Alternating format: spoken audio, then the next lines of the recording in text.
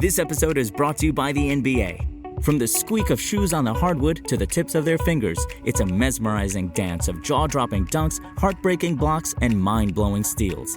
It's the most fantastic athletes in the world who make your heart beat out of your chest and make you want to jump into the screen and be right on the court with them. That's the NBA. That's game. Don't miss the NBA playoffs going on now.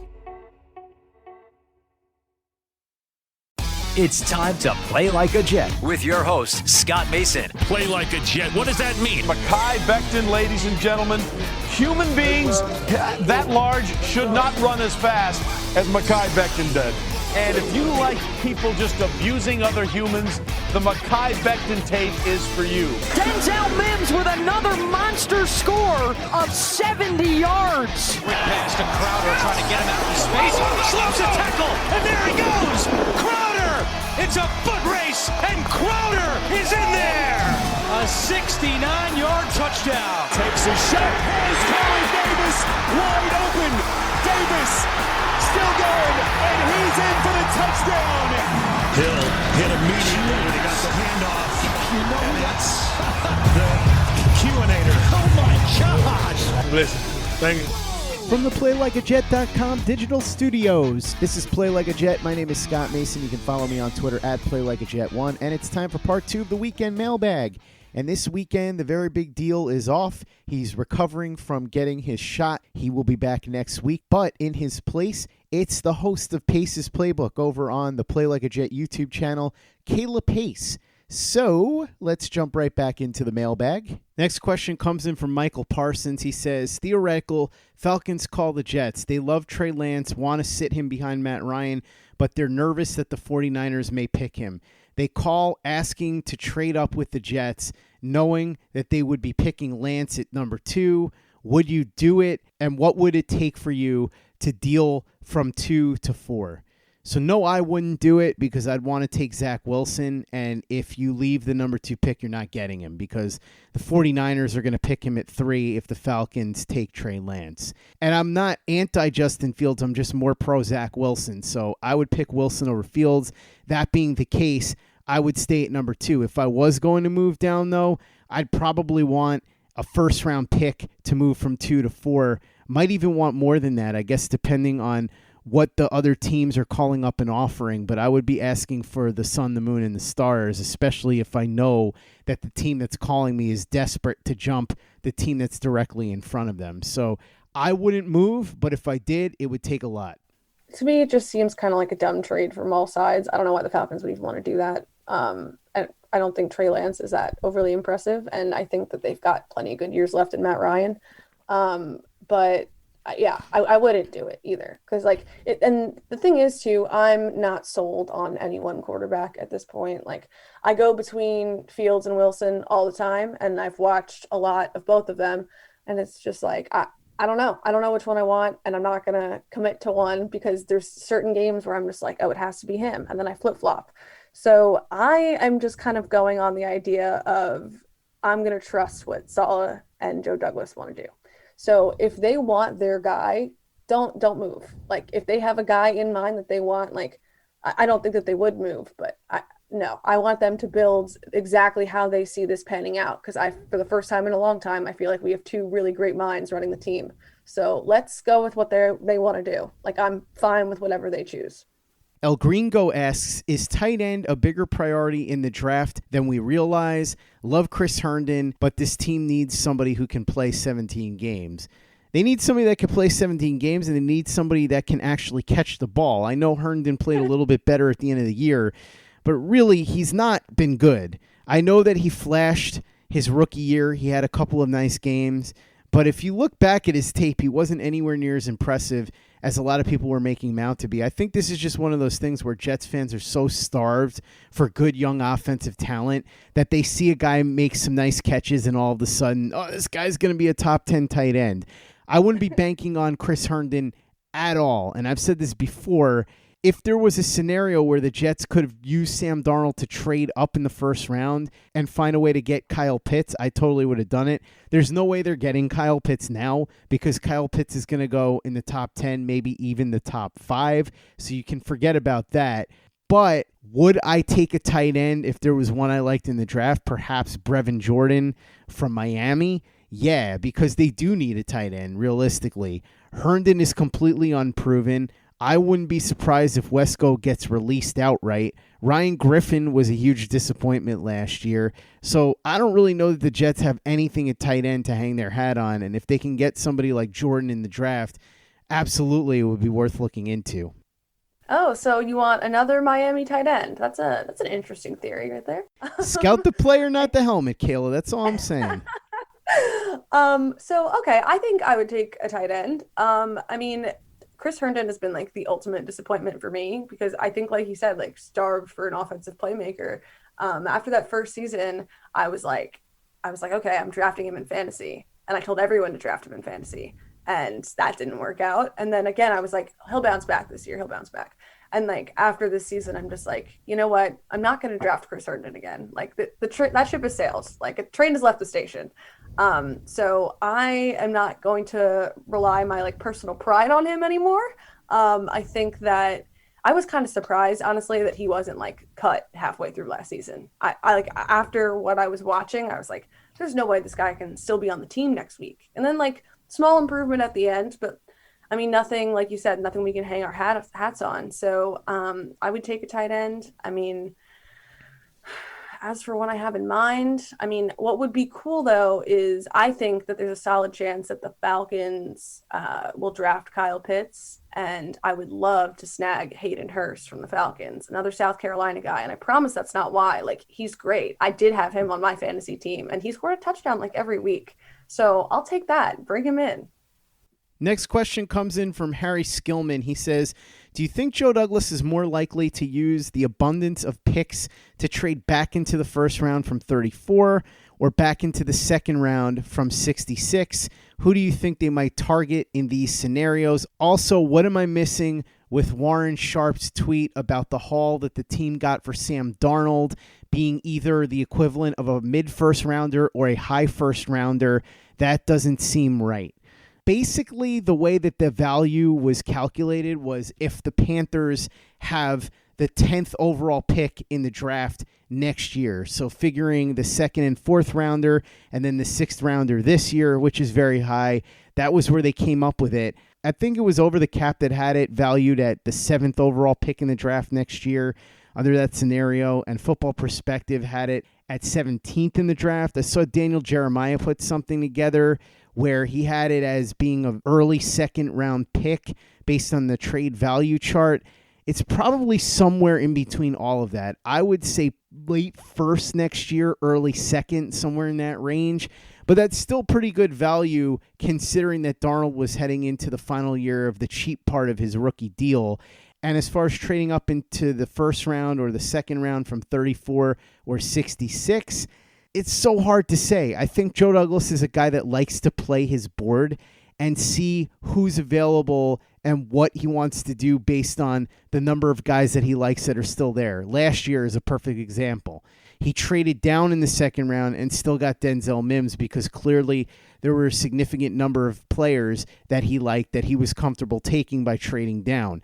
By contrast, he put together a deal to move up in the first round from number 11 if he needed to, if one of the tackles that he wanted was still on the board and he was afraid he wasn't going to get a crack at them.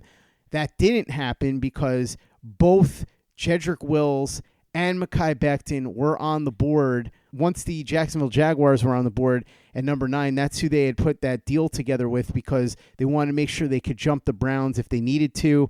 However, because they knew the Jaguars weren't picking a lineman and the Browns were going to pick one of those two, the Jets knew that they could get the other, so they didn't make the move. But they were prepared to do it based on how the board fell. So I can't give you a definitive answer. I think that Douglas is just going to play the board and see if there are certain players that he likes that fell. For example, Kayla and I were talking about J.C. Horn. If Joe Douglas loves J.C. Horn anywhere near as much as we do, then if he drops to the late teens, or as Jordan Reed had it in his mock draft over at the Draft Network, drops to, say, 20, then Douglas might think it's worth it to move one of the third-round picks, maybe the Seattle pick, to go up and get J.C. Horn. You can make that case for a wide receiver or an offensive lineman too. Tevin Jenkins is somebody that I know our friend Nick Spano over at U Stadium loves, so maybe they can make a move for somebody like that. Either way, I think they'll play the board, they'll see who's there, and then they'll figure out what they want to do. So, Kayla, what do you think?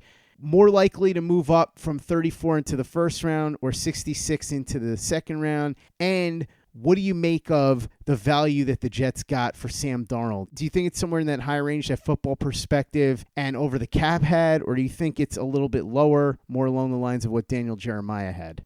Yeah, so I'll start with the value for Sam. So once you start getting into all of like the averages and the numbers, you start to lose me a little bit. But I think as the general haul of what they got for him, I was pretty happy with it. I mean, I was getting to a point where I was nervous about finding someone that wanted to give them enough that they'd even want to trade him. Like, not that I thought that they were going to just stick with Sam this season, but I did think like they might have trouble moving him for the price that they wanted. So when I saw what they got, I was happy with it. I think that, really, like, I love Sam and I think that he's great and I really hope he's successful. But the Panthers are really rolling the dice here. Like, I mean, people are, what are they going off here? Like a couple of throws that he's made, like that one Cowboys game. Like, I don't know. Like, it's tough. And like, if you're holding on to like what he did in college or just like his tangible qualities, like that's tough. And like, there's a good shot that it doesn't pan out. So I think that what we got or what the Jets got is like more than appropriate. I think that, and the cool part about it too, is I think like with the value and with what Joe Douglas does on the draft board, we're going to be able to flip those for very valuable picks. So I'm fine with that. And then, so trading, I think he's probably more likely to trade up into the second because it would take less of a large package to do so. I think Douglas is overall, like from a theory standpoint, probably a more picks, like I want to make more picks as opposed to less picks kind of guy. But like what you said, yeah, we've clearly seen it. Like, he's prepared to do whatever it takes to get the player that he wants. So, I mean, at the end of the day, that's what he's going to do. But I think that the way Douglas operates, it appears that he's going to want the chance to hit on more players and bring more talent in if he can. Because you're a loyal listener of this podcast, I want to let you in on something awesome, and that's HelloFresh. Their quick, easy meals can be made in 15 to 20 minutes. You can get breakfast on the go, tons of easy options, and here's the best part. You don't have to go to the store, and it doesn't require a lot of meal prep. They send you the recipe, they send you the ingredients, it's easy to make. You have yourself fresh food right there. They've got a wide variety of delicious options for all 3 meals of the day, plus snacks and special treats in between within the HelloFresh market. And I'm going to tell you how you can get up to 14 free meals plus free shipping. All you have to do is go to HelloFresh.com/ACSports14 and use the promo code ACSports14 for up to 14 meals plus free shipping. That's HelloFresh.com/ACSports14, promo code ACSports14. HelloFresh, America's #1 meal kit. Support for this podcast comes from Invent Together. According to studies, less than 13% of all inventors who hold a U.S. patent are women. Black and Hispanic college graduates patent at half the rate of their white counterparts. But we can fix that by increasing participation in innovation and patenting by underrepresented groups. It would quadruple the number of American inventors and increase annual GDP by almost $1 trillion. Invent Together is a coalition of organizations, companies, universities, and concerned citizens committed to ensuring that everyone has the opportunity to invent and patent. Because the more diverse the American patent system gets, the stronger and more successful our nation will become. What can you do to help diverse inventors patent and unleash economic opportunity? Find out at inventtogether.org. Learn more and take action today. This episode is brought to you by HP Instant Ink. No one is reading your mind, but HP Instant Ink knows when your printer is running low and sends you new cartridges, so you never have to think about ink. Save up to 50%. You'll pay less than $5 a month for ink and never run out again. Find out if your printer is eligible and enroll today at hpinstantink.com. Conditions apply. For details, visit hp.com/Instant Ink Spotify. This episode is brought to you by Philips One by Sonicare. One up your brushing with Philips One. This one is the ideal one for those who are still using an old-school manual toothbrush. To all those people, it's time to take your brushing one level up. The solution is a simple one. It's the perfect timing one. It's the long-lasting battery-powered or USB rechargeable one. The comes in multiple colors to match you one. The one with a subscription that delivers new brush heads for just $5. Your teeth deserve this one. Philips One by Sonicare. One up your brushing.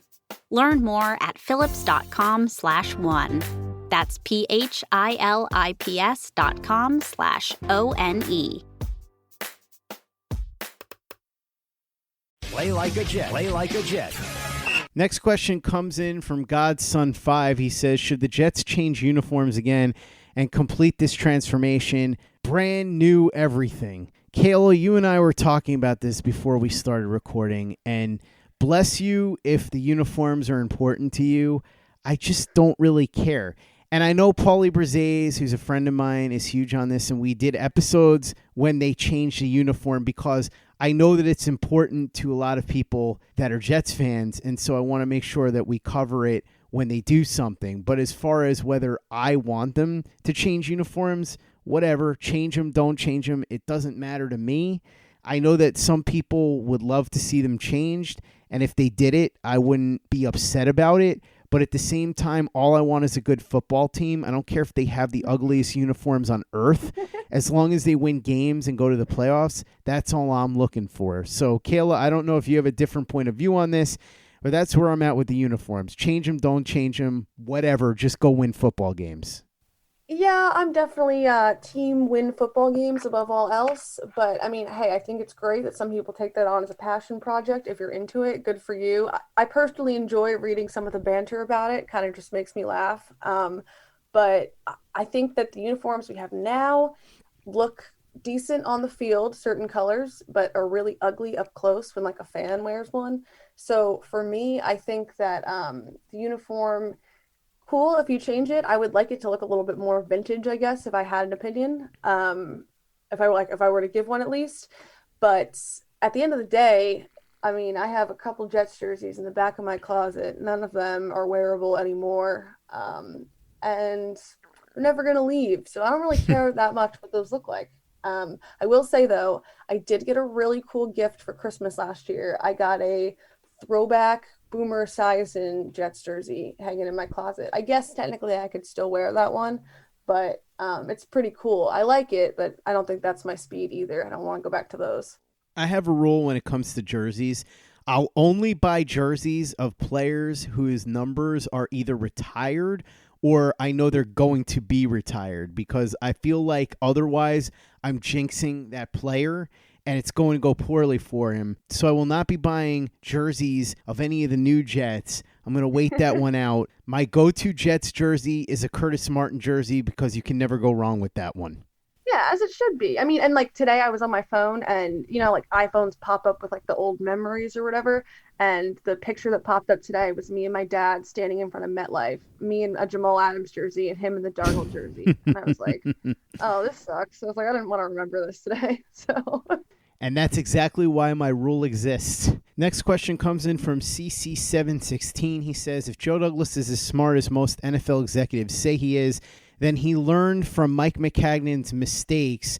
You'd have to figure he'll understand that unlike what happened with Darnold, where he was not surrounded with a great supporting cast, whoever the new quarterback is will need good offensive linemen, good receivers, etc., to put him in a better situation. What do you think? Yeah, obviously. And I do think that they're going to use most of these picks on offense. I think they'll get a cornerback and a linebacker, maybe an edge rusher too, but corner and inside linebacker are two pretty dire needs right now, which is why I wish they would go sign Steven Nelson. But that's a whole other discussion for another day. They need a corner. They need a linebacker. I'd like to see them make moves there. But beyond that, they really need to load up on offensive line and playmakers if they want the new quarterback to be successful. There's no question about it. Again, we could debate how much Sam Darnold played into his own destruction, but we can absolutely agree that the Jets did nothing to help him get to the best that he could be. And if they want this new quarterback to succeed, they've got to do better than that for him. Yeah, and I think in terms of like things that Joe Douglas has learned, I mean, he was in Philly and helped put together a roster that won a Super Bowl.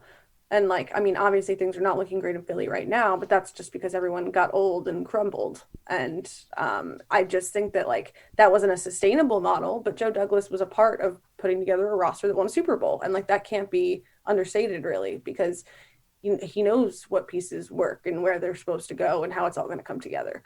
And I think that that's important. And I think that also there's kind of a clear model for what the Jets need to do right now. I think if you take a look at the Arizona Cardinals, like that's kind of where it's lining up. I mean, we don't have the first overall pick, but Jets have number 2. They have a new head coach and he can pick out his quarterback and run with it. And like, we've seen the steady improvement of the Cardinals over the year, like the last couple seasons, and how like, you know, there was a solid chunk of this season where they looked like they could be playoff contenders. They played really great opponents really well. And I think that like, if you just go that route, like try to, I don't want to say copy, but put the Joe Douglas, Robert Saleh flair on it, and that could be great. It could end up panning out. And obviously we don't know how the Cardinals are going to turn out, but I like the model of what they're doing there. And I think there's plenty of examples across the league of how this has worked. I mean, if Joe Douglas is a smart guy with friends around the league, he's seeing it too. And I'm sure that there's more going on behind the scenes than we'll ever really know, but it's like, I mean, I'm sure they all talk. And Joe Douglas, if he's really smart, he's thinking about all of these things. He's considered all of these options, and he's looking at the models that are out there and are working. Kayla, final question, and this one comes in from me. I need to know about your pizza preferences, because that's a big thing on this show. Chris and I talk a lot about what we like with pizza. So what are some of your favorite pizza places and some pizza toppings and styles? I like regular cheese pizza along with Sicilian. Big fan of the Sicilian. I like thick crust. I like thin crust. So I like a little bit of everything. And I've always said New York pizza still tops New Jersey pizza, but New Jersey's got some really good pizza too. Tell me a little bit about your pizza preferences, because this is something that inquiring minds need to know. Okay. So I grew up in New Jersey, and I've lived in South Carolina and Texas, and people hate hearing me talk about this because I am a North Jersey, New York pizza snob, as one would expect. And all of my friends from the South really hate hearing about it. So hopefully they're not listening, or hopefully they are, honestly. But I like my pizza with penne vodka on top of it. That is my favorite slice. That will always be my favorite slice. People like to laugh at me and say that I like to have 2 meals, pizza and whatever else is on top of it. I also eat a lot of chicken parm pizza, but my family is a big like chicken parm household. We have a spot in my town called Tony D's. We also have I'm sure most North Jersey towns have this, but we probably have like 10 pizza places, maybe more, in our 5 square mile town. So there's plenty of options. And we have this place called Tony D's, and they do like thinner crust pizza with like a bunch of like specialty toppings. And the one I get from there is called the Avellino, and it has like sausage and ricotta cheese and bacon on top of it. So, I mean, not that I can't appreciate a good cheese slice, because love me a good cheese slice, but if we're talking toppings, those are my go-tos. And we also have Forte in my town, and they do a good chicken bacon ranch. I do eat a lot of pizza. This is right up my alley. Good answer. You're going to fit right in around here. Kayla Pace, thank you so much for joining me for this mailbag this weekend. And if you haven't checked out the first 3 episodes of Pace's Playbook over on our YouTube channel, go ahead and do that. They're awesome. There's going to be more episodes to come. So if you haven't subscribed to our YouTube channel yet, go ahead and do that. And if you haven't given us a 5-star review on iTunes yet, go ahead and do that as well. Easy way to help out the show if you like what we're doing. Doesn't take you much time, doesn't cost you any money, but it goes a long way to help us out. So if you could go ahead and do that for us, we'd be quite grateful. And for the latest and greatest in New York Jets podcasts and content, you know where to go. That's Play Like a Jet Digital and playlikeajet.com.